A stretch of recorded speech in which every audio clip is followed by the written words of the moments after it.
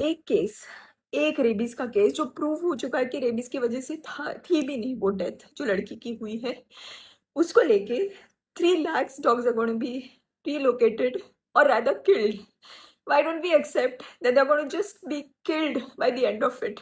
Because it's not possible in the capacity of the government or the local bodies to make shelters that can accommodate that many dogs in just 8 weeks of time.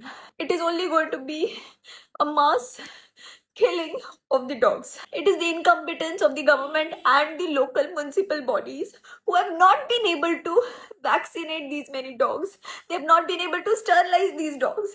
अगर ये ABC का जो programme है जो इतने सालों से है इसको कभी इम्प्लीमेंट किया गया होता जिसके लिए अलग से बजट अलोकेटेड है तो आज ये दिन आता ही नहीं. Animal lovers, the local NGOs, they're trying their best to get the dogs and cats sterilized in their communities. They make sure that the feeding is done. They make sure that if the dogs and cats are sick, they get them treated. सब कुछ अपने जेबों से होता है. कोई सरकार की मदद नहीं मिलती है इन सब कामों में. And I'm saying that because I've been doing it for many years.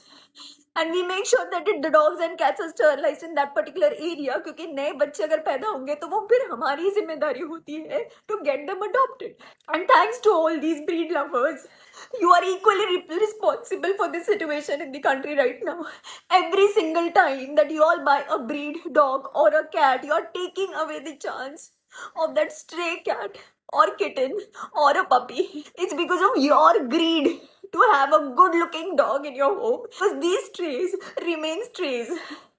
So don't call yourself animal lovers and don't call yourself dog lovers. I don't know how it's going to be possible now that this judgment is already passed. People who are trying to have a peaceful protest on the streets are being taken away by the police.